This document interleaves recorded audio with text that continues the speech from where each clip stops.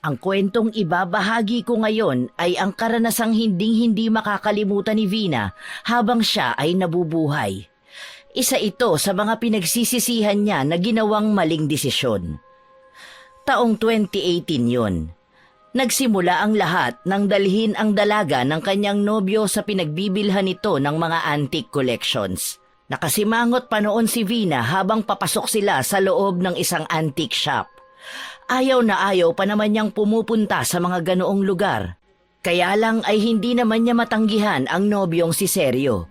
Lalo na at may pangako pa ang dalaga rito na ito ang masusunod ngayon sa date nila. Hindi man komportable ay tiniis na lang lahat yon ni Vina. Sapagkat alam niya sa kanyang sarili na madalang makabili si Sergio ng mga bagay na labis na nagpapasaya rito. Naku, honey. Paniguradong makakakita ka dito ng pwede mong ipangregalo kay Ate Monet sa wedding anniversary nila ni Kuya Bino. Hindi na. Bibigyan ko na lang sila ng ticket papuntang Japan para sa second honeymoon nila. Para naman magkaroon ako ng pamangkin. Magaganda ang kalidad ng mga gamit dito. Bukod pa ron, wala ka na makikitang katulad pa ng mga to. Isa pa, alam nating pareho na mas magugustuhan ni Ate Monet ang ganitong uri ng regalo. Kahit itanong mo pa sa kuya mo. Han, aanhin ko naman ang pinaglumaan ng iba kung kaya ko naman bumili ng bago. Bahala ka. Doon muna ako sa kabila ha. Bahala ka kung susunod ka o gusto mo na lang din magtingin. Tumangulang si Vina sa nobyo. Nung naiwan na siyang mag-isa ay tumingin-tingin lang siya sa kanyang paligid nang hindi umaalis sa kanyang kinatatayuan. Ngunit isang gamit doon ang pumukaw sa atensyon ng dalaga. Lumakad siya palapit doon. Parang hinahatak siya na hawakan ang gamit na yon. Makinis at pulido ang pagkakayari ng bawat parte ng gamit. Masasabi rin na napakagaling ng pagkakagawa ng disenyo ng bawat poste. Habang pinapalakad niya ang kanyang mga kamay sa bawat kurbang nakaukit doon, ay isang matandang lalaki ang lumapit sa kanya na siyang ikinagulat niya. Ang kanta, di ba? Nakakagulat naman ho kayo. Pasensya na, iha. Kung nagulat kita. Alam mo ba malami ang gusto bumili ng kamang yan? Pero naniniwala kasi ako na mga gamit dito ang siyang namimili ng bagong magmamay-ali sa kanila. Bakit po hindi ninyo ibinibenta sa kanila? Tumitig ng malalim ang lalaki kay Vina. Nagbigay sa kanya ng kaunting pagkailang yon, pero hindi niya pinahalata. Tumayo siya ng tuwid at seryosong hinihintay ang magiging sagot ng matandang inchik. Tumikhim pa ang dalaga ng ilang minuto na ay hindi pa rin nagsasalita ang matanda. Doon naman nagbalik sa wisyo ang matanda at ngumiti ito bago nagsalita. Katulad nga na sabi ko sa'yo, sila ang namimili ng bagong hahawak sa kanila. At sa aking palagay ay ikaw ang pinipili ng kamang yan. Naku, hindi po. Hindi po ako mahilig sa mga antik na bagay. Saka hindi ko naman po kailangan ng kama dahil kabibili ko lang po nung isang buwan. Bibigyan kita malaki discount. How about 100,000? Pasensya na po. Pero hindi po talaga ako bibili. Sinamahan ko lang po ang boyfriend ko. Magkano ba gusto mo? Akin bigay basta ikaw bili. Bago pa man makasagot si Vina ay dumating na ang nobyo nitong si Sergio na may hawak-hawak na isang lumang vase. Malaki pa ang ngiti bago umakbay sa dalagang nakikipag-usap lang kani-kanina sa inchik na may-ari ng antique shop. Oh, magkakilala na pala kayo ni Mr. D, honey. Siya yung sinasabi ko sa iyo noon na kaibigan nila mami. Ibibigay ko na lang 50,000, iha. Ano? Ang mura. Halos pamigay na yan ah. Ako na lang po ang kukuha, Mr. D. Hindi. Para lang sa kasama mo, alok ko. Ikaw ang kisuki, pero hindi ikaw pili na kama. Siya ang pili dito. Dahil na rin sa pangungulit ni Mr. D at pagsuyo ni Sergio, ay walang nagawa si Vina kundi tanggapin ang mababang alok nito. Isa pa ay may kakaiba sa kamang yon na kumuha ng kanyang atensyon. Kaya kahit pa nga hindi niya gusto ang mga lumang bagay, ay may puwersang nagtulak sa kanyang bilhin yon. Kinabukasan, pagkatapos niyang bayaran ng cash ang matandang inchik, ay dineliver na yon sa bahay niya. Labis pa nga ang pagtataka ng kanyang mga kasama sa bahay nang malaman ng mga ito na binili yon ng dalaga. Sapagkat alam na alam ng mga tao roon na wala siyang hilig sa mga lumang bagay. Pero ang mas higit na nagtaka ay si Yaya Dors na siyang nag-alaga sa kanya simula nung 5 taong gulang pa lang siya. Nilapitan pa siya ng matandang babae at kinapa ang kanyang noo. Yaya Dors, bakit? May problema ba? Niloko pa siya ng kanyang yaya na mukha raw siyang kinukumbulsyon, kaya kung ano-ano ang pinaggagawa niya. Hindi kasi talaga makapaniwala ito na binili yon ng dalaga. Tumatawa pa ang kanyang yaya habang tinititigan ng taimtim ang dalaga. Si yaya naman, wala akong sakit. Okay, binili ko lang yan para ibenta kay kuya. Ang mura po kasi binigay nung matandang may-ari ng tindahan. Mabebenta ko pa yan kay kuya ng mahal. Ngumiti lang ng malaki si Vina at saka yumakap sa matanda. Nang sumapit ang gabing yon ay tinawagan ng dalaga ang kanyang kuya na mahilig sa mga antik. Planong ibenta ng dalaga yon sa kanyang kapatid sa dobleng presyo o triple pa. Alam na alam niyang hindi tatanggihan yon ng kanyang kuya. Lalo na kung makikita pa nito yon ng personal.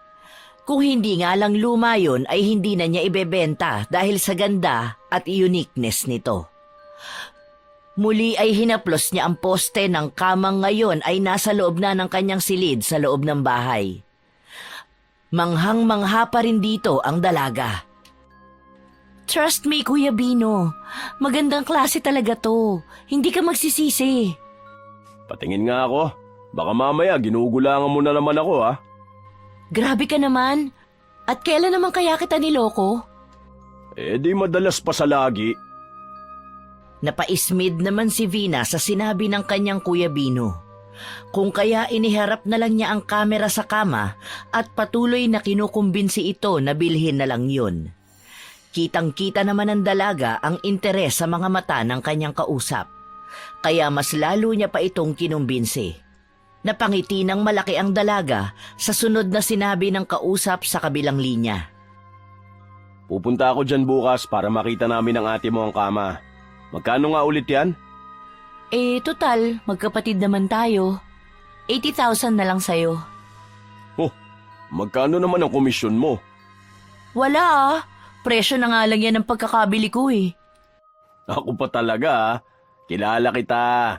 Alam kong may patong na yan. Sige na, bukas na lang tayo mag-usap at kakain na kami ng ate monet mo. Pagkatapos ng usapan nilang magkapatid, ay tinungo na ni Vina ang banyo para maglinis ng katawan. Pakanta-kanta pa ito habang kumikembot-kembot. Nang magsasabon na ng buong katawan ng dalaga, ay may narinig siyang mahihinang tawa mula sa loob ng kanyang silid na konektado sa banyong kanyang kinalalagyan. Kunot ang noong nagtapi si Vina ng katawan para silipin kung sino ang kanyang narinig. Nagulat pa ang dalaga nang makitang walang tao doon. Inilibot pa niya ang kanyang paningin sa buong paligid ng silid pero wala talaga siyang makita. Kung kaya naisipan na lang niyang tapusin ang ginagawang pagligo para makahiga na at makatulog. Guni-guni ko lang siguro yun. Kakapanood ko to ng horror eh. Nang makatapos ng maligo ay binuksan ni Vina ang telebisyon. Habang pinapatuyo ang mahabang itim na buhok ay biglang tumawag si Seryo sa dalaga. Masaya namang sinagot yun ng dalaga at ibinaba ang hairdryer sa kahumiga. Ilang minuto pa lang ang lumilipas nang sila ay nag-uusap ni Seryo nang hindi niya na namamalayang nakatulog na siya. Nakalimutan na rin itong patayin ang telebisyon. Sa kanyang pagkakahimbing ay bigla na lang nagising ang dalaga dahil sa mahihinang hikbi. Nagulat pa siya nang makita niyang nakatayo siya sa may gilid ng kama habang may isang batang lalaki ang nakahiga doon. Hahawakan na niya sana ito nang bigla na lang bumukas ang pinto at may isang matandang lalaki na pumasok sa silid. Napalingon doon si Vina. Kitang-kita ng dalaga kung paanong bigla na lang sakalin ng matandang lalaki ang batang nakahiga sa kama. Panay daing ang batang lalaking hirap na hirap sa paghinga. Nagkukulay violet na rin ang mukha ng bata. Panay naman ang sigaw ng matandang lalaki na mamatay na ito dahil isa raw itong sugo ng demonyo. Aawati na sana ni Vina ang lalaki nang bigla na lang siyang napabalikwas sa pagkakahiga. Kamuntikan pa siyang mahulog sa kama dahil doon. Habol ang hiningang napaupo pa ito habang nakahawak sa sarili niyang leeg na pakiramdam niya ay siya ang sinasakal. Pilit na pinakalma ni Vina ang kanyang sarili bago ilibot ang paningin sa silid na kanyang kinalalagyan. Nang mapagtantong nasa loob siya ng kanyang silid, ay doon lang nakahinga ng maluwag ang dalaga. Panaginip lang pala. Ano ba naman yan, Vina? Hindi na nga muna ako manonood ng horror. Mabilis na hinanap ng dalaga ang kanyang cellphone na sa pagkakatanda niya ay hawak-hawak niya bago makatulog. Nakita niya yon sa pagitan ng kanyang dalawang unan, kaya dinampot niya para tingnan ang oras. 3:00 pa lang ng umaga kung kaya naisipan ni Vina na bumalik na lang sa kanyang pagkakatulog. Ngunit ilang oras na ang lumipas ay hindi pa rin siya dinadalaw ng antok. Habang hinihintay ang pagsikat ng araw ay bumalik sa kanyang alaala ang napanaginipan. Para kasing totoong-totoo ang lahat ng nakita niya. Umiiling-iling pa siya at pilit na tinatanggal sa kanyang isipan ang paulit-ulit na senaryong bumabalik sa kanyang alaala. Lalo na ang paraan ng pagkakatitig sa kanya ng bata habang nakikiusap ito sa lalaking sumasakal dito. Ang mga matang nakikiusap at nagmamakaawa para tulungan niya.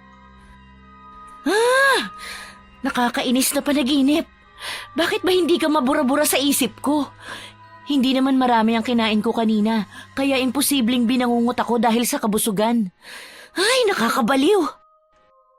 Nang hindi talaga siya makabalik sa pagtulog, ay bumangon na lang at pumunta sa kusina para kumuha ng chocolate na siyang comfort food niya. Pagkakuha ay bumalik siyang muli sa kwarto at nanood na lang ng pelikula. Pagsapit ng 10:00 ng umaga ay dumating nga ang kanyang Kuya Bino at Ate Monet na asawa ng lalaki. Mababakas ang pananabik ng mag-asawa na makita ang kamang iniaalok sa kanila. Oh, nasa na ang kama na binebenta mo? Nasa kwarto. Excited ka? Nauna mo pa talagang hinanap yung kama bago ako batiin. Teka nga, bakit parang puyat na puyat ka? Laki ng eyebags ah.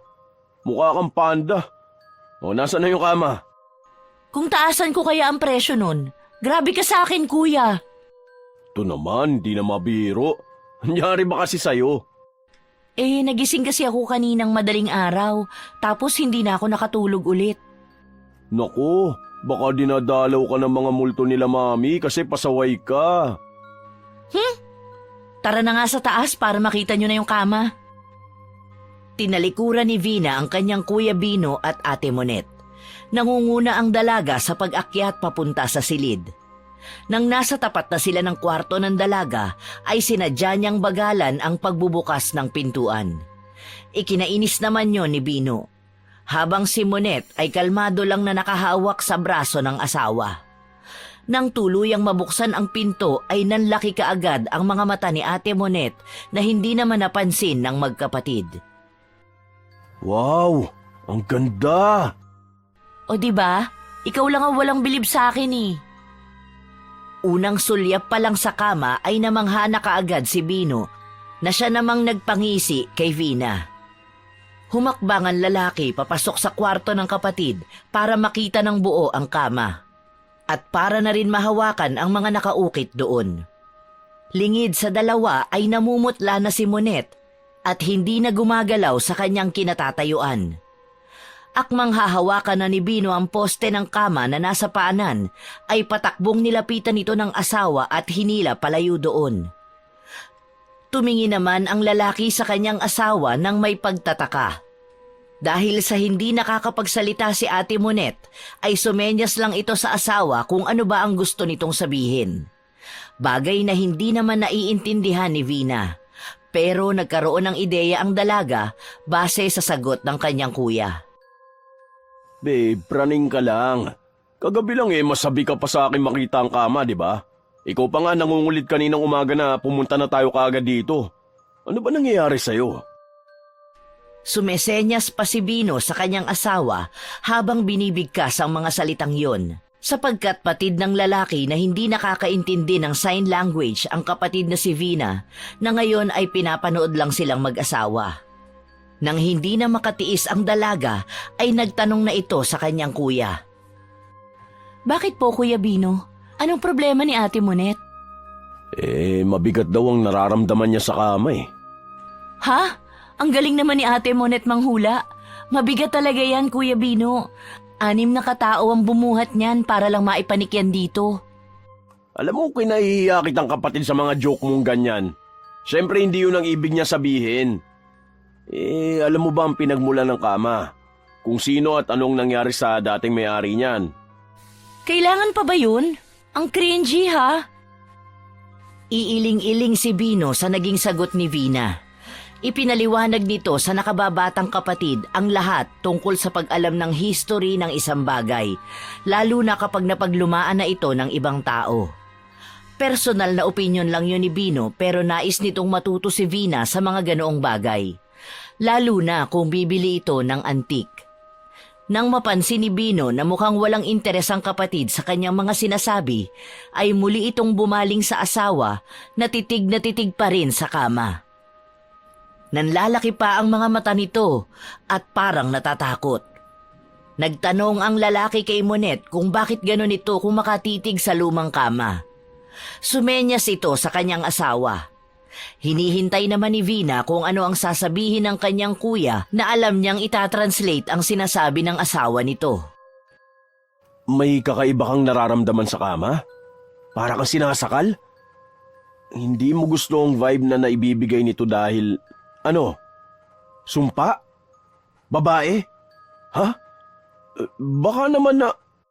Alam niyo Kuya Bino, modernong panahon na. Hanggang ngayon naniniwala pa rin ba kayo sa mga ganyan? Come on. Pwede bang pag-usapan muna namin mag-asawa kung kukunin nga namin ang kama? May choice ba ako? Wala naman, di ba? Pasensya ka na talaga, prinsesa ko. Huwag kang mag-alala at kukumbinsihin ko ang Ate Monet mo. Alam mo naman itong asawa ko Mas weirdo pa sa akin. Ayos lang po yun. Kumain na ba kayo? Tara sa baba, magpapahanda ako kay Yaya Dors ng ulam. Magkakasabay na bumaba ang tatlo. Lingid sa kanilang kaalaman ay may isang batang lalaking nakaupo doon na may malungkot na mukha. Nang makababa na sila sa sala ay pilit pa rin kinukumbinsi ni Bino ang kanyang asawa na kunin na nila ang kama sapagkat nakuha nito ang interes ng lalaki. Ngunit nagmatigas din si Monet at paulit-ulit na tumanggi sa nais ng asawa. Bago umuwi ang mag-asawa ay solong kinausap ni Bino ang kapatid tungkol sa kamang nais bilhin. Nakikiusap ito na bigyan muna siya ng ilang araw para makumbinsi ang asawang nagmamatigas. Sumang-ayon naman si Vina dahil kilala niya ang kanyang kuya. Pag nais nito ang isang bagay ay pilit nitong kukuhanin sa kahit anong paraan. Pagkaalis ng mag-asawa ay siya namang dating ni Seryo. At dahil nasa silid ni Vina ang computer niya, ay inaya na lang niya ang nobyo doon. Nagbili na rin ito sa isang kasama sa bahay na magdala ng juice sa itaas para kay Seryo. Pagpasok ng dalawa sa loob ng kwarto ng dalaga, ay may naramdaman silang malakas na hanging sumalubong sa kanila. Ano yun? Naiwan mo bang nakabukas ang bintana? Hindi. Baka naman pressure lang yun kasi iniwan kong bukas ang aircon. Aba, ginagamit mo na pala ang kama. Ang swerte mo dito. Ako, ang tagal ng suki ni Mr. D pero kahit kailan, hindi siya nagbigay sa akin ng ganong tawad Maganda raw kasi ako. Ilang araw na rin ang lumipas pero walang palya ang kanyang paulit-ulit na panaginip. Halos kabisado na nga ni Vina ang mangyayari kaya hindi na siya nangangamba pa. Kahit pa nga nag-iiwan ito ng kakaibang pakiramdam sa kanya. Isang hapon ay bigla na lang pumunta sa kanyang bahay si Bino nang walang pasabi. Nag-iisa lang ito at mababakas ang pagkabalisa sa bawat kilos. Parang may gusto itong sabihin, ngunit may pumipigil. Nabahala naman ang dalaga sa ikinikilos nito. Pinagkukuskus pa nito ang kanyang mga palad na para bang kabadong-kabado. Kuya, may nangyari ba? Kanina ka pa nandito at panay ang kuskus mo sa palad mo. Ganyan ka lang naman kapag umuurong ang dila mo eh. Hindi ko alam. Hindi ko alam kung paano ko sisimulan eh. Kung paano ko sasabihin. Kumalma ka muna kasi. Inhale, exhale. Nang kumalma na ang kanyang Kuya Bino, ay inaya siya nitong sa labas na nila pag-usapan ng sadya dahil hindi raw ito komportabling magsalita sa bahay niya. Nagkibit balikat lang ang dalaga at nagpaalam dito na magpapalit lang at kukuhanin ang kanyang bag. Pero pinigilan siya ng kanyang kuya. Huwag na. Ako nang bahala. Ha? Sige. Okay lang, total hindi naman ako nakapantulog. Sakay ng kotse ni Bino ay tinungo nila ang pinakamalapit na cafe sa loob ng village na kinalalagyan ng bahay ni Vina. Pagkapasok nila sa cafe ay pinaupo muna niya ang kanyang kuya sa bahaging walang tao bago hingin dito ang card na gagamitin niyang pambayad. Pagkaabot ng kuya niya sa kanya ay pumunta na siya sa harap ng counter para umorder. Patanaw-tanaw pa ang dalaga sa kinalalagyan ng kanyang kuya na hindi pa rin mapakali sa kinauupuan nito habang hinihintay pa niya ang kapeng in-order. Napapailing na lang si Vina sa ikinikilos ng kanyang kuya. Ngayon lang kasi niya nakita na nagkakaganon ang kanyang nakatatandang kapatid. Nang makuha na ang kanyang order, ay naglakad na siya pabalik sa pwesto ng kanyang Kuya Bino. Bumuntong hininga pa ang dalaga bago ilapag ang kanilang inumin. Nang ibaba na niya ang kape sa harap ng kanyang kuya, ay kaagad itong may sinabi na nakapagpakunot sa kanyang noo. Alam ko na kung saan nanggaling ang kama. Umupo muna si Vina bago sumagot sa kanyang kuya kung ano ang ibig nitong sabihin. Tinitigan lang siya nito na nagbigay sa kanya ng ideya kung ano nga ba ang sinasabi nito sa kanya. Ano? Naku, wag mo sabihing nag-imbestiga ka pa para lang malaman ang pinagmulan ng kamang yun. My gosh, kuya! So, ano nga? Nag-imbestiga ka ba? Tama ba ako? Hindi ito kaagad nakasagot sa dalaga na ngayon ay nakataas na ang kilay dahil sa hinala nito. Ilang minuto rin ang lumipas bago muling nagsalita si Bino. Humugot muna ito ng malalim na paghinga bago hinawakan ng kamay ng kapatid na nakapatong sa ibabaw ng lamesa. Hinanap ko talagang impormasyon ng kama para makumbinsi ko ang ate monet mo. Para makampante siya. Pero ibang natuklasan ko. Ano naman ang natuklasan mo at nagkakaganyan ka? Taong 1945 nang gawin ang kamang niya ng isa sa pinakamagaling na woodsman sa Cebu. Ayon sa nakita ko sa internet, ay iisa lang ang kamang niyan dahil personal na ginawa yan para sa anak nitong si Salome. Pero simula nung maiakyat ang kama sa bahay ng woodsman, panay kamalasan ang nangyayari sa kanya. Namatayan siya ng asawa at naging sakitin ng nag-iisa niyang anak. O tapos, anong koneksyon? Ang sabi pa sa nabasa ko, nabaliw ang woodsman kaya tinangka nitong patayin ang sariling anak sa mismong kama na yun. Pero nabigo siya dahil buhay ang batang si Salome at siya ang namatay. Parang binuhusan ng malamig na tubig si Vina sa kanyang narinig. Sapagkat ang kanyang panaginip ay nagpapakita ng isang pangyayaring akala niya ay likha lang ng kanyang imahinasyon. Tumutugma ang lalaking sumasakal sa isang bata na nakahiga sa kamang ngayon ay pag-aari na niya. Ang kaibahan lang ay batang lalaki ang nasa kanyang panaginip at base sa pangalang sinabi ng kanyang kuya, sigurado siyang babae si Salome. Nalilito ang dalaga sa impormasyong nakuha sa kanyang Kuya Bino. Sigurado ka ba? Baka naman ibang kama yun. Natarantang kinuha ni Bino ang kanyang cellphone at pinakita kay Vina ang lahat ng screenshot sa nabasa nito. Maging ang litrato ng kama ay naroon din. Makaluma man ang kulay nun ay makikita ang pagkakahalintulad ng kamang nasa larawan at kamang nasa bahay niya. Binasa ni Vina ang ilang artikulo tungkol sa kama. Nalaman niya doon na nagkaroon pa ng sariling pamilya si Salome bago ito nagpakamatay. Pero ang nakapagtataka ay walang sinabi kung ano ang nangyari sa pamilya nito. Tumingin ng diretso ang dalaga sa kanyang nakatatandang kapatid. May kakilala akong makakatulong sa atin. Yun kung paniniwalaan mo ang mga sinasabi ko. Marami ding katanungan kasi sa isip ko na gusto kong bigyan linaw. Kung talagang si Salome ang may-ari ng kama, paano ito napunta sa antique shop? Tama! Si Mr. D. Baka may alam siya sa kwento ni Salome. Pero hindi ba parang ang weird kasi hindi naman kayang manakit ng multo? Hindi ka titigilan ng kaluluwang yun na nakakabit sa kama hanggang wala tayong ginagawa. Hindi ko rin alam kung ano bang dahilan at nadikit ang kaluluwa dyan sa kama. Isa pa, hindi mo ba nakikita ang sarili mo sa salamin? Napapabayaan mo ng sarili mo at parang lagi kang puyat. May mga pantal ka na rin na ilang araw na pero mas lalo lang dumadami. Paano mo ipapaliwanag yan? Hindi lang yun mas natatakot ako sa sinabi ng ate Monet mo. Ano bang sabi ni Ate Monet? Na mamamatay na ako kaya ako nagkakapantal-pantal? Hindi ba pwedeng allergies lang? May madilim daw na puwersang bumabalot sa kama. Pakiramdam niya, isang taong gumagamit ng itim na mahika ang nakadikit dun. Maaaring buhay, maaaring patay. Hindi natin alam. Puntahan natin si Mr. D. Baka may malaman tayo sa kanya.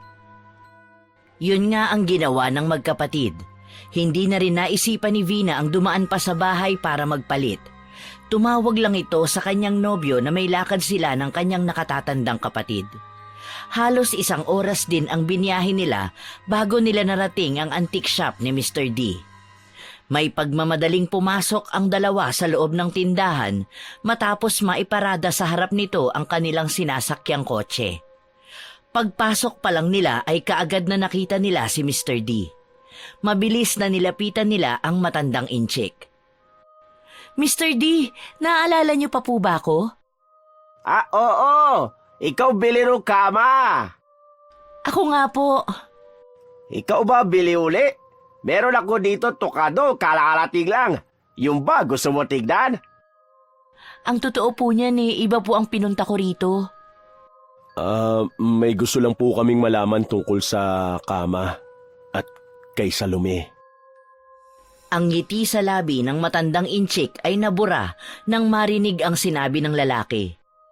Nagpalipat-lipat ang tingin ng matanda sa mukha ng dalawang magkapatid na nasa kanyang harapan. Tila sinusukat nito kung sasabihin ba niya ang kanyang nalalaman tungkol kay Salome. Halos ilang minuto rin na ganon ang sitwasyon ng tatlo. Naputol ang katahimikan nang tumikhim si Mr. D. Tinalikuran ng matanda ang magkapatid at sinenyas ang sumunod sa kanya. Nagkatinginan pa ang magkapatid bago sinundan ang nauna ng may-ari ng tindahan. Pumasok ito sa isang pinto at nilingon ang magkapatid. Napansin itong may pag-aalinlangan ng mga ito, kaya inalok na lang muna niya ang mga ito ng maiinom. Ano gusto nyo inom? Coffee or tea? Impormasyon po ang gusto namin. Gusto po naming malaman ang tungkol po kay Salome. Pumasok muna kayo. Dito natin pag-usapan si Salome. Tumalikod ang matandang inchik at nagpatuloy sa pagpasok sa isang silid. Nilingon ni Bino ang kapatid na babae. Tanging pagtangulang ang sinagot ng dalaga sa nagtatanong na tingin ng nakatatandang kapatid. Naunang sumunod si Vina kay Mr. D. Mabilis naman na lumakad papasok din si Bino dahil yun lang ang paraan nila sa ngayon para makakuha ng impormasyon. Nang makapasok na sila, ay isinara ng matandang inchik ang pinto bago nito pinaupo ang magkapatid sa upuang nasa harap ng isang pabilog na lamisita. Ano ba gusto nyo malaman tungkol sa Salome? Lahat po. Sige, ako kwento ko ano lang alam ko Si Salome ay aki kababata. Mabait at matulungin na bata si Salome.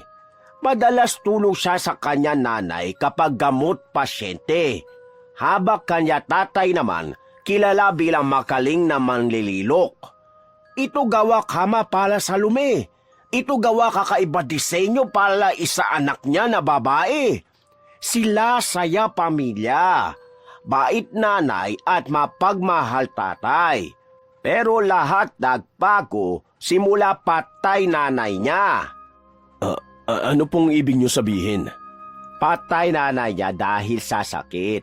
Sabi nila kuha yun dahil sa panggagamot niya sa iba. Albulhalo kasi siya. Kaya ang hinala na karamihan ay nakukuha niya mga sakit ng ginagamot niya. At napakalaki epekto nun sa pakikitungo kay Salome at maging kay Salome mismo. Sandaling huminto si Mr. D sa kanyang pagkukwento. Para bang pilit nitong inaalala ang bawat detalye patungkol kay Salome. Humugot muna ito ng malalim na hininga bago muling itinuloy ang pagkukwento. Sa bawat pagbigkas nito ng pangalan ni Salome ay hindi maiwasang mapansin ni Vina ang lungkot at pangungulila sa mga mata ni Mr. D. Nasa kalagitnaan ng pagkukwento ang matandang inchik nang makarinig sila ng malakas na kalabog sa may bandang bookshelf ng opisina. Sabay-sabay silang napalingon doon. Tumayo ang matanda at lumapit sa isang librong nahulog mula roon. Dinampot yon ng matanda bago bumalik sa upuang nakaharap sa magkapatid. Ano po yan? Photo album ito na kikabataan. Ano po ang koneksyon niyan sa kinukwento po ninyo? Baka Salome may gusto sabi sa atin. Hindi ko rin sigurado. Sandali. Ako may larawa Salome. Baka yung gusto niya pakita sa inyo. Mabilis ang ginawang pagbubuklat ni Mr. D sa photo album na hawak. Magtatanong pa sana si Vina sa matanda nang bigla na lang itong may kinuha sa photo album na nakaipit. Mangiyak-ngiyak pa nga ito bago inabot sa dalaga ang isang larawan. Larawan yun ng isang magandang babae na mukhang Indiana.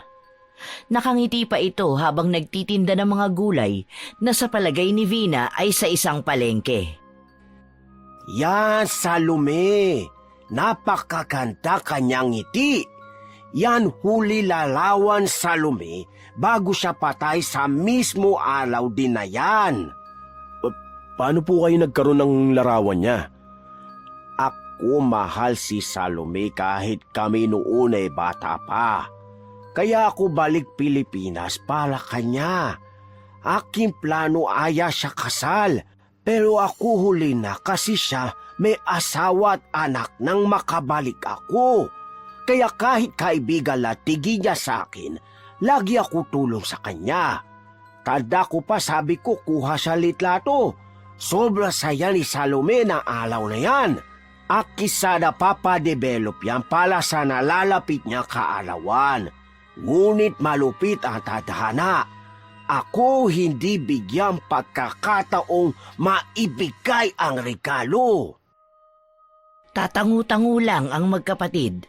Wala sa loob na binaligtad ni Vina ang larawan. May nakasulat doon pero hindi niya mabasa. Pinakita niya yon kay Mr. D pero kahit ito ay hindi yun naiintindihan at hindi daw nito alam kung paano nagkaroon ng sulat yon. Ayon pa kay Mr. D ay magtatatlong dekada na niyang hindi binubuklat ang photo album dahil hanggang ngayon ay naaalala pa rin niya si Salome. Meron pa po ba kayong hindi nababanggit sa amin? Yung laalala ko Pero hindi ko talaga alam kung totoo namang kukulam ang ina ni Salome at namana niya yun.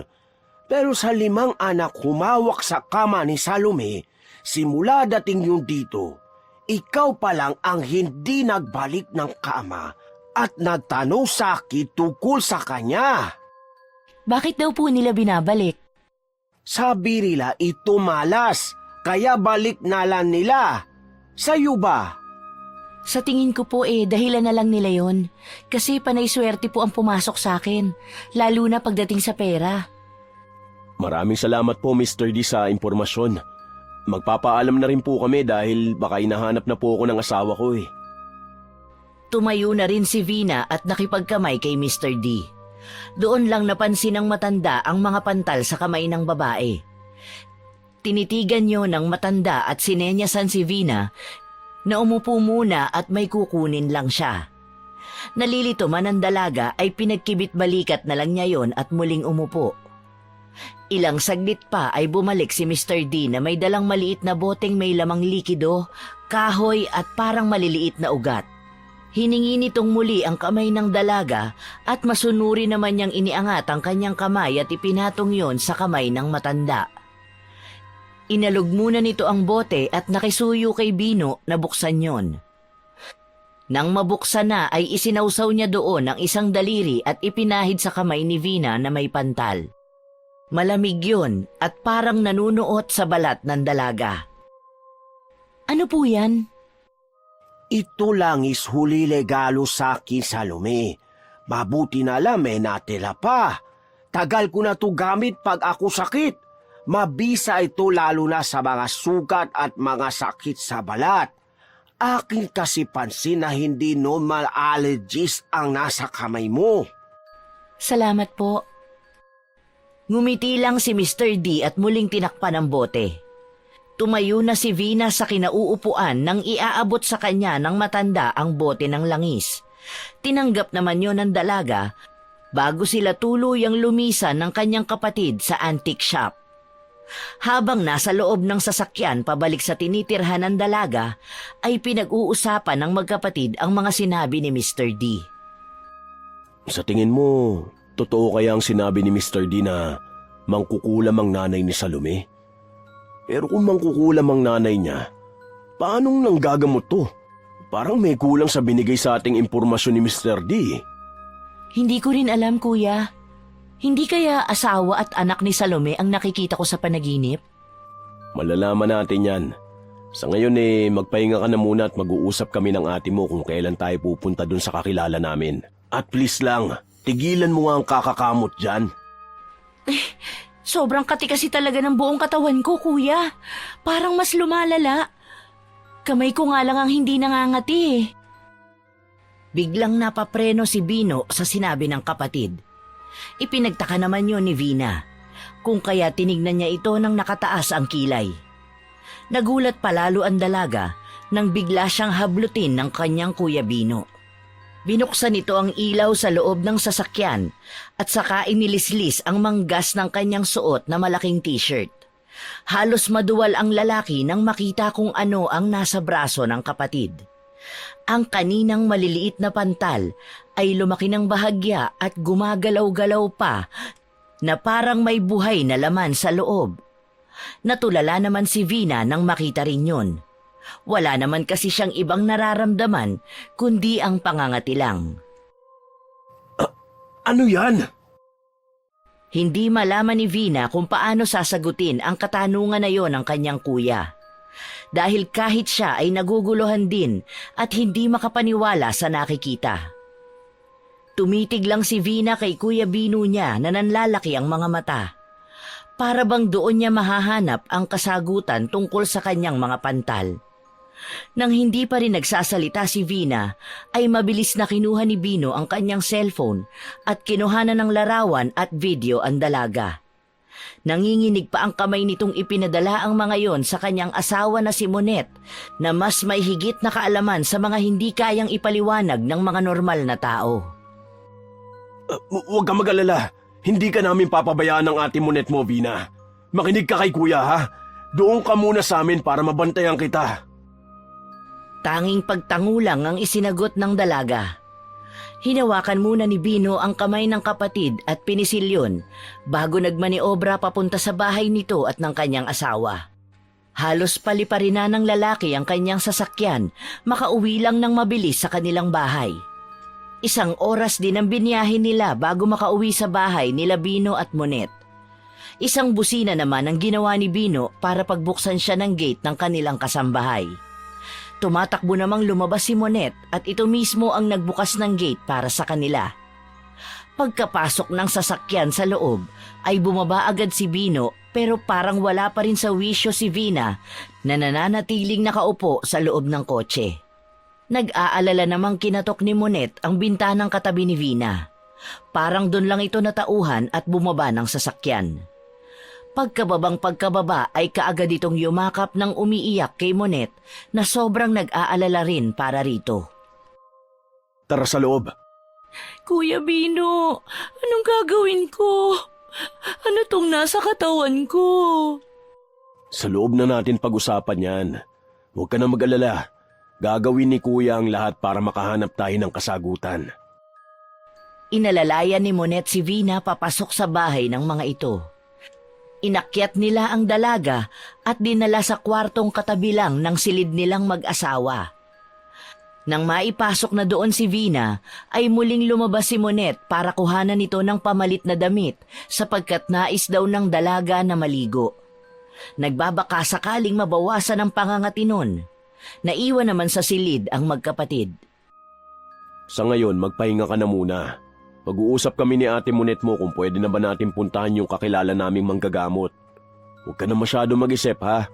Hindi ka namin iiwan at lalong hindi kami papayag na mapahama ka, prinsesa ko. Natatakot ako, kuya. Baka totoo ang sinabi ni Mr. D na mangkukulam sila sa lumi. Baka nag-iwan ito na sumpa sa kama. Paano kung hindi lang ito ang gawin niya sa akin? Anong gagawin natin? Paano kung... Bagamat nagbabasa-basa na ang mga pantal sa katawan ng dalaga, ay hindi nagdalawang isip si Bino na yakapin ang kapatid na naghihisterical na. Para na rin itong baliw na hindi mapakali. Maya-maya ay bumalik na si Monet na may dalang damit para kay Vina. Pinahid lang ng dalaga ang kanyang mga luha at nagpasalamat dito bago inabot ang mga damit na galing kay Ate Monet niya. Maliligo muna ako, Kuya Bino. O sige. Mag-uusap muna kami ni Ate Monet mo ha. Susubukan na rin naming tawagan yung kakilala namin. Pilit lang nang ngumiti si Vina sa mag-asawa. Nang makalabas na ng kwarto ang dalawa, ay doon lang naalala ng dalaga na hindi pa nga pala niya napapadalhan ng message ang nobyong si Sergio. Kinuha niya sa kanyang bulsa ang cellphone at binuksan yon. Nagulat ang dalaga nang makitang may 63 missed call siya doon at mahigit 100 messages.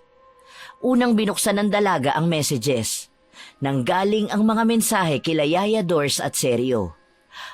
Babaliwalain na sana niya yon nang may kumuha ng atensyon niya. Bubuksan na sana ni Vina ang mensaheng yon na galing kay Sergio nang biglang nalobat ang kanyang cellphone. Bumuga muna ng hangin ang dalaga bago inilapag ang cellphone nito sa kama at pumasok sa banyong naroon sa loob ng kwarto. Nang maisara ang pinto ay hinubad ni Vina ang kanyang may kalakihang t-shirt. Pero halos panawa ng ulirat ang dalaga nang sumagi sa damit niya na kanyang hinuhubad ang ilan sa mga lumolobong pantal sa kanyang likod. Naiiyak na itinutok niya ang kanyang likuran sa malaking salamin upang makita kung ano ang itsura nun. Pero halos gumuho ang kanyang mundo nang makitang may malalaking bukol na doon at nagnanana pa. Tumitibok-tibok pa ang mga yon. Wala sa loob na napasigaw ang dalaga nang bigla na lang pumutok ang isa sa mga bukol na yon. Sa salamin ay kitang-kita niya kung paano bumulwak ang nana na nandoon. May isang maliit na insekto ring lumabas sa bukol na pumutok. Vina! Vina! Ano nangyayari sa'yo dyan? Buksan mo tong pinto! Nagtapis ang dalaga kahit pa nga sobrang sakit ng kanyang likuran na nadadampian ng tuwalya. Lumapit ang dalaga sa pinto at hinawakan ang seradura nang bigla na lang namatay ang lahat ng ilaw sa buong bahay. Mas lalo namang nilakasan ni Bino ang pagkatok sa banyo. Mabilis na pinihit ni Vina ang seradura at binuksan yon. Umiiyak na napayakap ito sa kanyang Kuya Bino na nasa harapan ng pinto at sobrang nag-aalala. Ano nangyari? Bakit ka sumigaw? Kuya! Ano ba nangyari? Ano bang meron sa loob? Ang likod ko, Kuya! Ang likod ko! Dahan-dahang tumalikod ang dalaga sa kanyang kapatid. Naglabas naman ng cellphone si Bino at binuksan ang flashlight noon. Nang makita ang maraming bukol sa likuran ng kapatid ay hindi napigilan ng lalaki ang masuka. Yon ang dinatnan ni Monet na eksena sa loob ng kwartong ipinagamit kay Vina. Napatakip naman ang babae ng kanyang bibig nang makita kung ano ba yung dahilan ng pagsusuka ng asawang napaupo pa sa may gilid ng kama. Mabilis itong tumakbo ng palabas ng silid para kuhanin ang sariling cellphone. Nanginginig ang kamay na hinanap ni Monet sa contacts niya ang pangalan ng albularyong kakilala nilang mag-asawa. Nang makita yon ay mabilis na pinindot ng babae ang call button at patakbong bumalik sa kwarto kung nasaan ang asawa. Eksaktong pagsagot ng nasa kabilang linya ang pag-abot ni Monet kay Bino ng cellphone. Nang makuha na ang cellphone ay lumabas ito sa kwarto para kausapin ang nasa kabilang linya. Si Monet naman ay kinuha ang kumot at ibinalot kay Vina na wala pa ring tigil sa pag-iyak. Ilang minuto lang ang lumipas ay muling bumalik si Bino sa loob ng silid. Vina, magbihis ka. Aalis tayo ngayong gabi. Saan tayo pupunta, kuya? Sa taong pwedeng makatulong sa atin. Bumaling naman si Bino kay Monet at sinenyas dito na ngayong gabi na sila lalakad. Tumango lang si Monet at lumabas sa silid para kumuha ng ilang gamit na kanilang babauning mag-asawa. Lumapit si Bino kay Vina at inabutan ito ng malaking jacket. Dahan-dahan namang isinuot yon ng dalaga bago tinanggal ang tapis na tuwalya.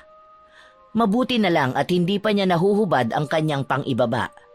Nang tuluyang maisara ang zipper ay magkasabay na bumaba ang magkapatid. Nauna na ang mga ito sa sasakyan. Sa likurang bahagi umupo si Vina para si Monet ang maupo sa passenger seat. Ilang saglit lang ay dumating na din ang babae. May dala itong duffel bag na may kalakihan, kaya nagtanong ang dalaga. Kuya Bino, saan ba nakatira yung sinasabi mo? Basta, matulog ka na muna dahil mahaba magiging biyahe natin. Hindi na muling nagtanong pa si Vina. Isang oras na silang bumibiyahe pero hanggang ngayon ay nasa NLEX pa rin sila. Tulala lang ang dalagang nakatanaw sa labas, habang si Ate Monet ay tulog na. Ilang beses ding tiningnan sa rearview mirror ni Bino ang nakababatang kapatid. Ilang oras pa ang kanilang binyahe at hinahatak na ng antok si Vina. Pilit pa niyang pinipigilan ng mapapikit pero dala na rin ng pagod at stress ay nakatulog din ang dalaga. Ngunit nang malapit na sila ay bigla na lang nagising si Vina dahil sa matinding sakit na nararamdaman. Napakislot pa siya pero pinigilan niya ang sariling makagawa ng ingay. Iniisip na lang niya na gagaling na siya pagkatapos magamot ng kakilala ng mag-asawa. Pero sa bawat segundong lumilipas ay mas lalong tumitindi ang sakit, ang kirot at ang hapdi ng kanyang buong katawan. Impit na napapadaing ang dalaga. Hindi niya mawari kung saan hahawak para mapigilan ang sakit. Nang madaan sila sa isang lubak ay hindi na napigilan pa ng dalaga ang mapasigaw ng malakas. Kaya napapreno ang lalaki at napalingon sa kapatid na namimilipit na sa likurang upuan. Nagising din si Monet sa pagpreno ng asawa. Nag-aalala din ang babae kaya tinapik nito ang asawa para magpatuloy sa pagmamaneho. Humugot ng malalim na hininga ang lalaki at muling nagmaneho. Pero sa pagkakataong yon ay higit na mas mabilis ang naging takbo ng kanilang sinasakyan. Vina, konting tiis pa kapatid. Kapit ka lang. Malapit na tayo. Hindi ko na kaya, kuya. Sobrang sakit. Malapit na tayo. Mas bibilisan ko pa kaya tiis-tiis muna. Please. Wala namang nagawa si Vina kundi ang sumigaw at mamilipit sa likurang bahagi ng sasakyan. Napahiga na rin ito sa sobrang sakit na nararamdaman. Mahigit kalahating oras pa ang kanilang binyahe bago narating ang bahay ng albularyo. Pagkaparada pa lang ng kotse ay kaagad na lumabas ang mag-asawa. Tumakbo si Monet papunta sa kubo ng albularyo. habang si Bino naman ay kinuha ang kapatid na wala ng malay sa likurang upuan ng sasakyan. Buhat-buhat nito si Vina habang mabilis na naglalakad papasok sa loob ng kubong nakabukas na ngayon. Pagkapasok nila Bino ay itinuro ng albularyo ang isang papag na nakatapat sa altar. Maingat na ibinaba doon ng lalaki ang kapatid. Apong, siya po ang sinasabi ko. Tulungan niyo po ang kapatid ko. Diyos ko! Sindak na sindak ang albularyo nang makita ang itsura ni Vina. Bukod pa roon ay may kakaibang nararamdaman ng matanda sa nangyayari sa dalaga. May hinala na ito pero hindi pa siya sigurado. Paulit-ulit na nag-sign of the cross si Apong na napansin naman ni Monet. Kung kaya tinapik niya ito sa balikat at tumango. Lumapit ito sa isang lamesa at doon ay may ginawa. Pinanood ni Monet ang ginagawa ng matandang manggagamot, habang si Bino naman ay hindi na umalis sa tabi ng kapatid. Nakita ng babae na sinusunog nito ang bao sa isang malaking kawali. Nang nag-apoy na ay saka naman ito naghagis ng palaspas. Pagkatapos ay inilagay nito yon sa prinsa bago binudbura ng asin. Nang umusok na ay lumakad si Apong palapit kay Vina.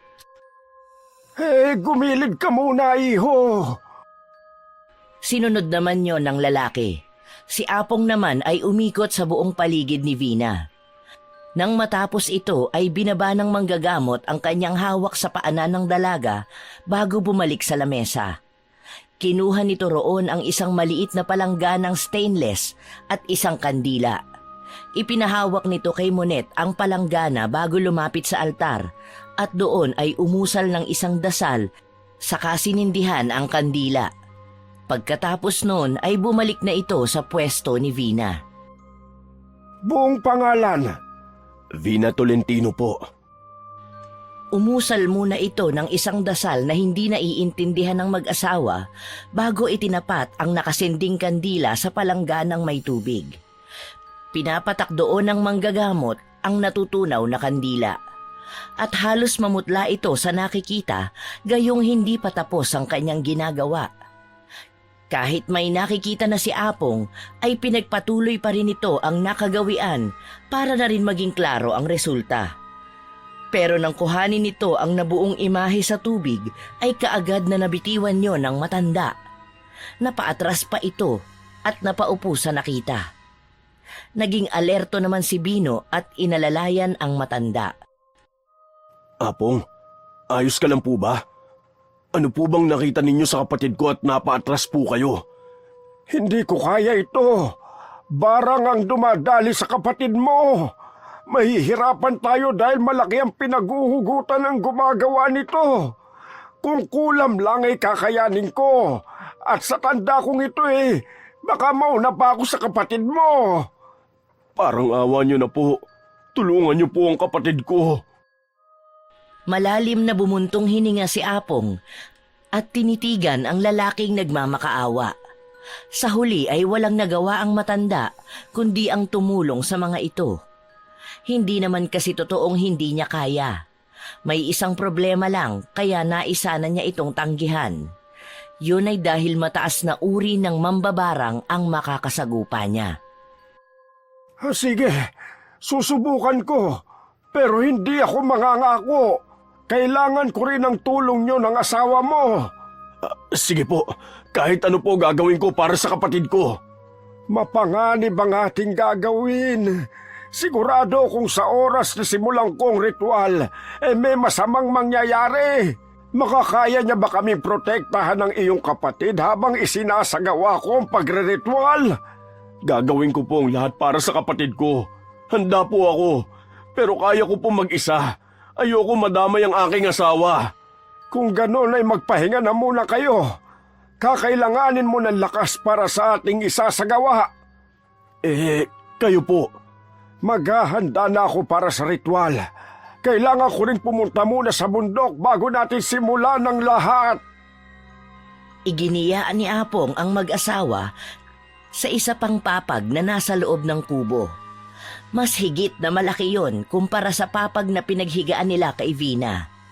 Pinatulog lang ni Bino ang asawa bago pumunta sa sala kung nasaan ang kapatid. Hindi na niya nadatnan doon ang matandang manggagamot. Kaya nagdesisyon na lang ang lalaking bantayan si Vina. Humiga na lang ito sa kawayang upuan na nasa gilid lang ng bintana malapit sa altar. Ilang oras din siguro ang naging tulog ni Bino bago siya nagising dahil sa malakas na sigaw ng nakababatang kapatid. Halos maganda hulog-hulog pa siya sa kanyang hinihigaan. Wag! Vina! Ano nangyari sa'yo? Halos liparin lundagin ni Bino ang pagitan nilang magkapatid. Nang malapitan nito ay napansin ni Bino na nawawala na ang mga pantal sa mukha nito pero hindi ang bukol sa buong katawan. May kakaiba na ring amoy na nanggagaling sa dalaga. Malansa yun na parang amoy na bubulok. Wala sa loob na napatakip ng ilong si Bino, pero pilit pa rin itong tinatanong ang kapatid kung ano ba ang nangyari. Nakita ko si Salome! Nakita ko siya! Panaginip lang yun. Matatanggal natin kung anumang sumpa ang idinikit niya sa kama. Hindi kuya, parang may mali. Sa palagay ko, hindi si Salome ang dahilan ng pagkakaganito ko. Anong ibig mo sabihin? Hindi ko maintindihan. Sa panaginip ko ay nakita ko ang kama na katulad ng nabili ko kay Mr. D. May batang lalaking nakahiga doon na hindi na humihinga habang patuloy pa rin itong sinasakal ng isang lalaki. Tapos biglang dumating si Salome. Gulat na gulat ito sa nangyari, kaya itinulak niya ang lalaking sumasakal sa bata. Nakita mo kung ano nangyari? Tumango si Vina at muling ipinagpatuloy ang pagkukwento ng kanyang panaginip. Bawat detalye at bawat galaw ay sinabi ng dalaga. Ayon pa kay Vina, ay parang may kakaiba sa lalaking sumakal sa bata. Para itong wala sa sarili. Blanko lang ang mata. Hindi rin daw ito makapaniwala sa nakitang nagawa. Niyakap ng asawa si Salome. Nag-iiyakan pa ang mga ito. Bigla na lang nanigas ang katawan ng lalaki. Tapos may sinabi si Salome na mga salitang hindi maintindihan ni Vina. Bigla na lang tumayo ang lalaki at umakmang sasakalin din si Salome. Pero ang kakaiba doon ay sariling kamay din ito ang pumipigil sa isa pa nitong kamay na nagtatangkang sumakal sa asawa. Sandaling huminto si Vina sa pagsasalita.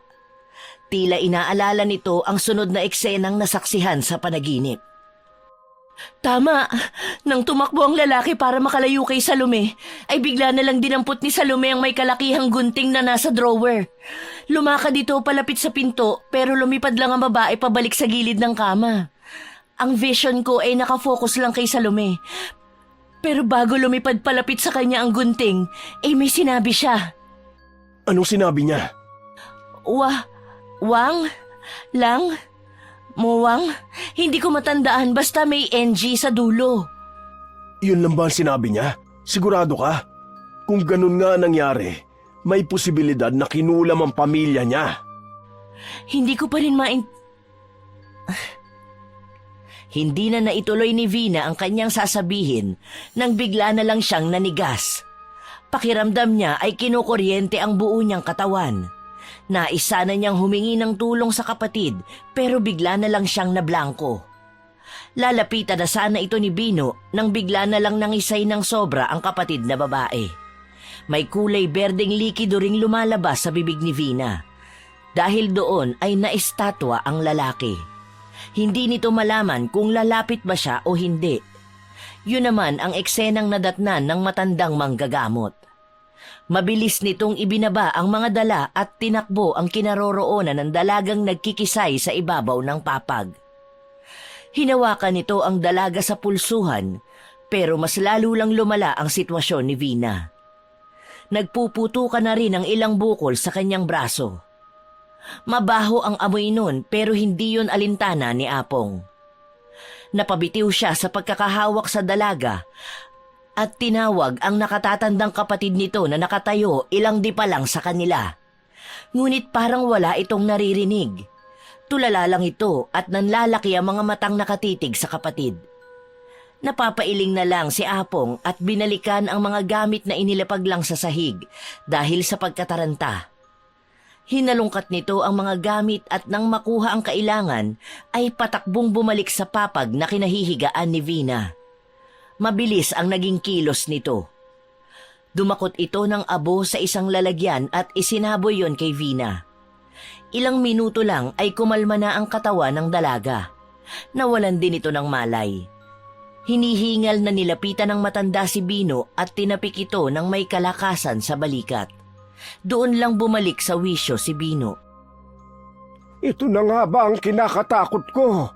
Ngayon pa lang parang hindi mo kakayanin. Paano pa pag sinimulan na natin ang ritual? Mas malala pa dyan ang makikita at mararanasan mo mismo.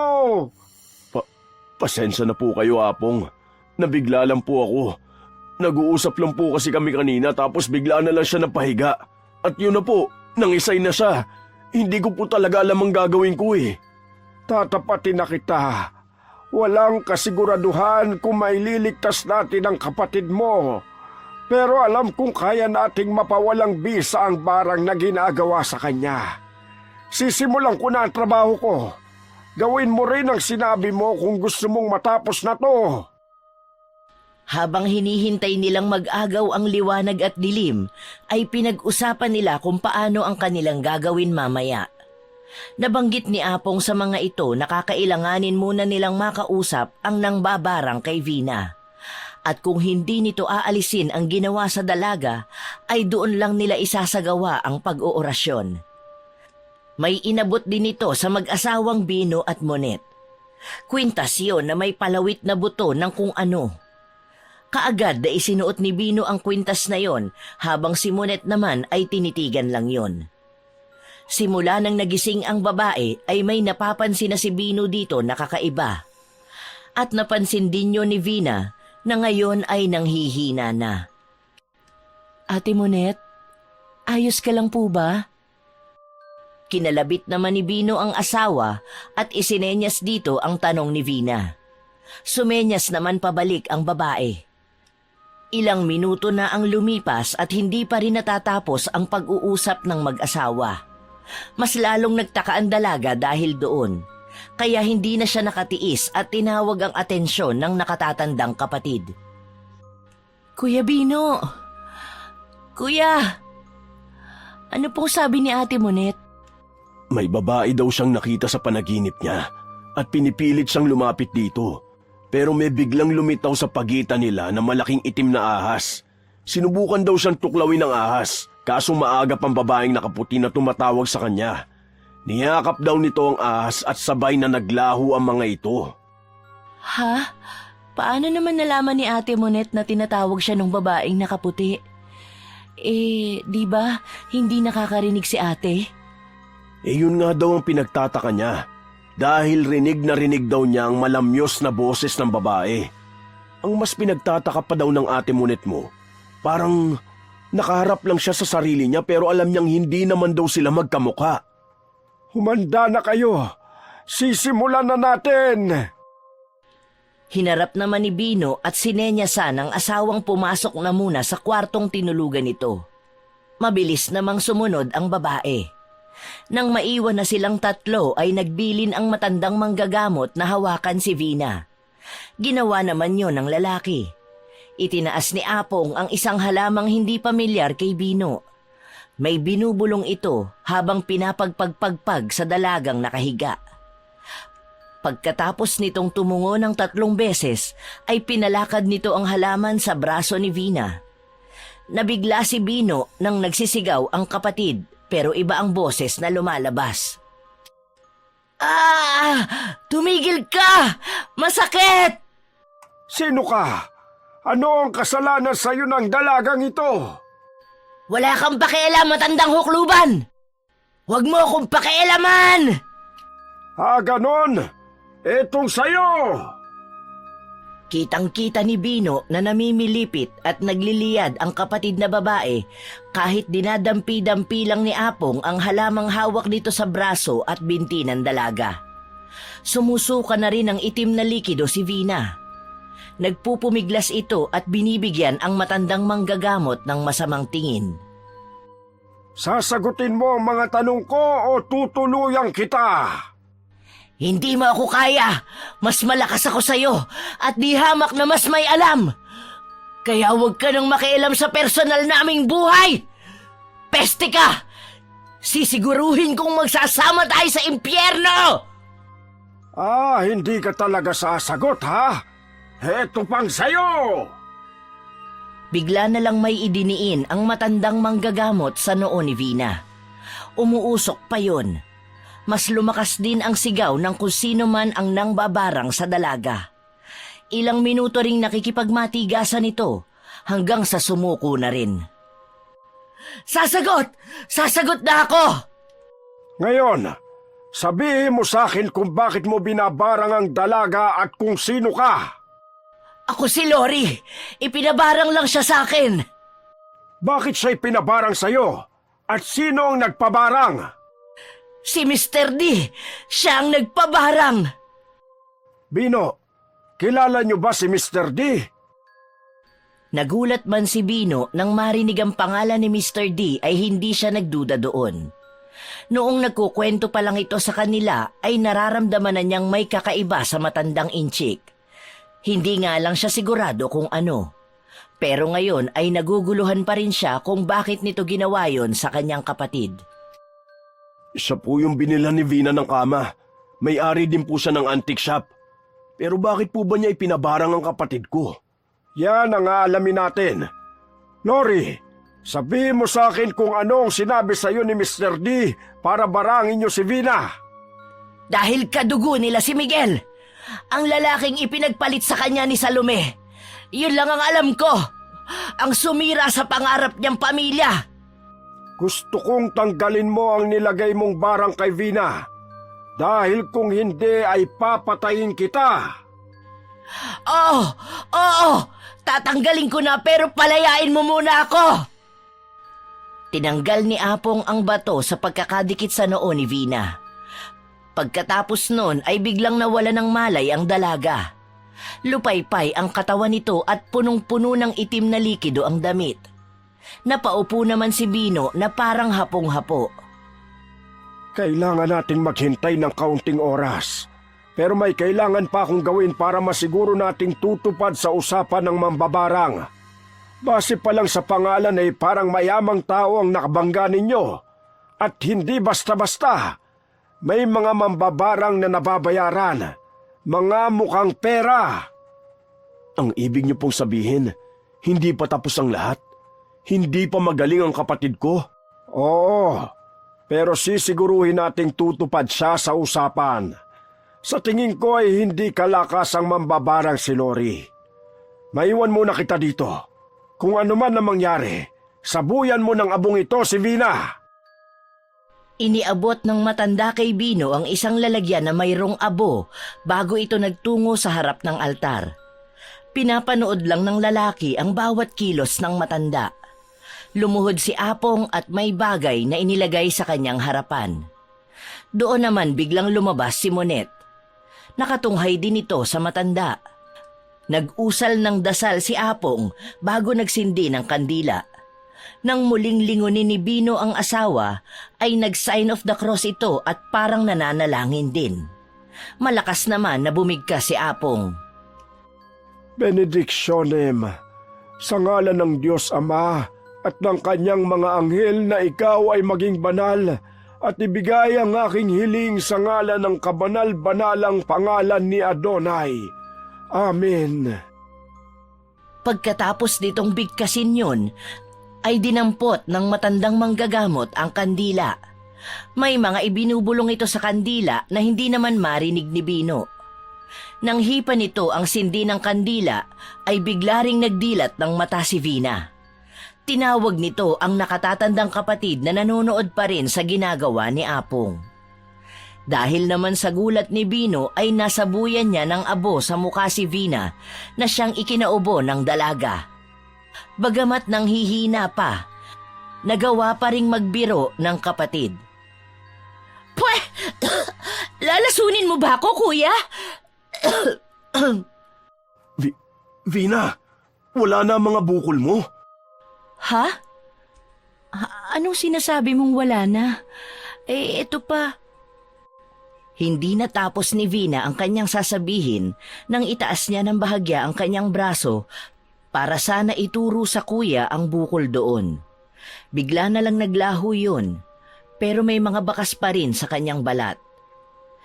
Naiiyak na tumatawa ang dalaga at ganun din si Bino. Kahit pa nga madumi ang suot ng kapatid ay hindi niya napigilang yakapin ito. Lumapit naman si Apong at Monet sa dalawa. Masayang masaya ang mga ito. Nang humiwalay sa pagkakayakap si Bino, ay sumenyas ito kay Monet na siya na muna ang magbihis at maglinis kay Vina. Masaya namang tumangu-tango ang asawa nito bago sumenyas na dalhin na muna sa loob ng kwarto ang dalaga. Dahil hindi pa nito magawang tumayo mag-isa. Ngunit bago buhati ni Bino ang kapatid ay may isinuot na medalyon si Apong sa dalaga. Nagtataka namang napatingin sa matanda ang magkapatid. Proteksyon yan. Kadalasan kasi ay panandalian lang nila tinatanggal ang barang tapos ibabalik ulit. Pero hanggat nasa iyo ang medalyong may orasyon, ay hinding-hindi ka nila magagalaw. Maraming salamat po, Apong.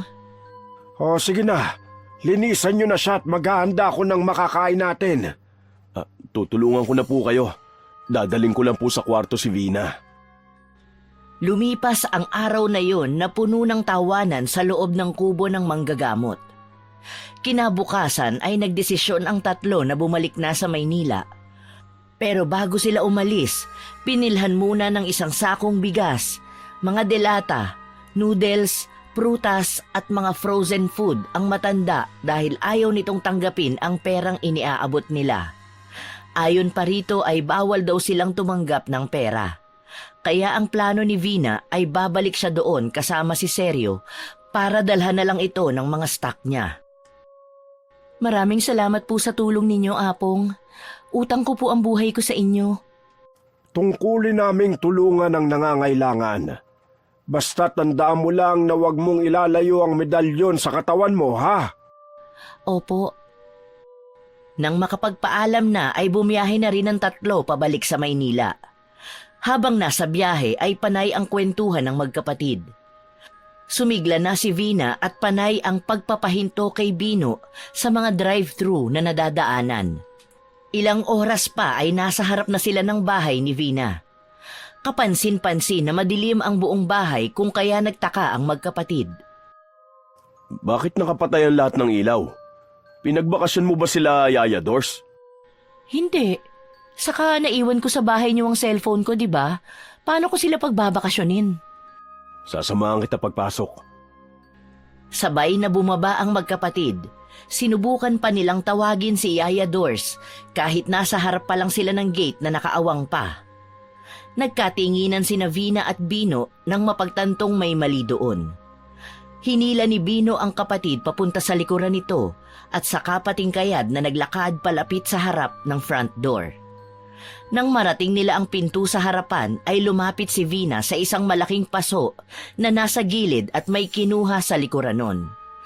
Pagkakuha ng susi ay iniabot yon ng dalaga sa kanyang nakatatandang kapatid at ito ang nagbukas. Pagbukas nila ay umalingasaw ang amoy ng nabubulok na karne. Napaatras ang dalawa at dahil sa kabang nararamdaman ay pinabalik ni Bino ang kapatid sa loob ng sasakyan. Pero hindi nakinig ang dalaga. Kaya pagtalikod ni Bino para tumawag ng pulis, ay patakbong pumasok ang dalaga kahit pa nga halos maduwal-duwal na siya sa nalalanghap na amoy.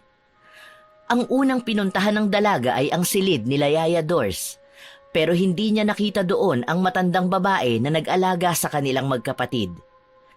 Ang sunod naman ay ang likod bahay kung saan sila naglalaba. Bigo pa rin ang dalagang makita doon ang hinahanap. Naiiyak na ang dalaga dahil sa kaba na nararamdaman niya. Nakarinig siya ng kalabog sa taas, kung kaya nagdesisyon ang dalagang umakyat sa ikalawang palapag. Ngunit bago pa man siya makaakyat ay narinig na niya ang boses ng kanyang Kuya Bino na tinatawag siya. Vina! Vina, nasan ka? Anak na, huwag kang aalis kung nasan ka at papasok ako! Tumawag na ako ng mga pulis! Vina! I'm sorry, kuya. Patakbong umakyat si Vina sa ikalawang palapag. Pagdating doon ay una niyang pinasok ang dating silid ng kanyang kuya Bino na malapit lang sa hagdan. Nang wala siyang maaninag doon ay kinapa niya ang dingding na nasa tabi ng pinto. Doon ay nakapa niya ang nakasabit na lalagyan ng arnis ni Bino noon at isang maliit na emergency bag na laging nandoon lang. Binuksan ng dalaga ang emergency bag at kinuha doon ang flashlight. Sinubukan muna ng dalaga kung gumagana pa yon. Napangiti si Vina nang sumindi yun. Sunod naman ay ang lagayan ng arnis. Bit-bit ang arnis ay dahan-dahang humakbang si Vina papunta sa kanyang silid. Nagulat pa siya nang may biglang malakas na tunog na nanggagaling doon. Nang marating ang pinto ng silid na pinanggagalingan ng mga kalabog, ay maingat niyang pinihit ang seradura. Pero kumunot ang noo niya dahil pagbukas niya ng pinto ay mas tumindi ang masangsang na amoy. Napalunok ng laway ang dalaga at nilakasan ang kanyang loob na pumasok sa kwarto. Planong lapitan ni Vina ang kama ngunit napahinto siya nang mapansing kulay pula na ang sapi ng kanyang kama. Tatalikuran na sana niya ang kama nang may mahagip ang kanyang mga mata. Muli ay ibinalik niya ang ilaw ng flashlight sa bandang yon. Malakas na natawag ni Vina ang kapatid nang mapag-alaman kung ano yon. Isa yung kamay na puno ng dugo. Nagsisigaw na tumatakbo pababa ang dalaga. Kuya Bino! Kuya! Nasa kalagitnaan na siya ng hagdanan nang masalubong niya ang kanyang nakatatandang kapatid. Umiiyak na napayakap pa siya rito. Sa likod naman ng kuya niya ay ang mga pulis. Nilagpasan lang sila ng mga ito at nagpatuloy sa ikalawang palapag. Inakay naman pababa ni Bino ang kapatid na nanginginig. Pagdating sa unang palapag ay kaagad na inilabas ng bahay si Vina. Isinakay nito ang kapatid sa loob ng sasakyan at doon na lang niya hinintay ang sasabihin ng mga pulis. Ilang minuto pa ang lumipas ay ilang kapulisan na ang naglalabas-pasok sa bahay ni Vina.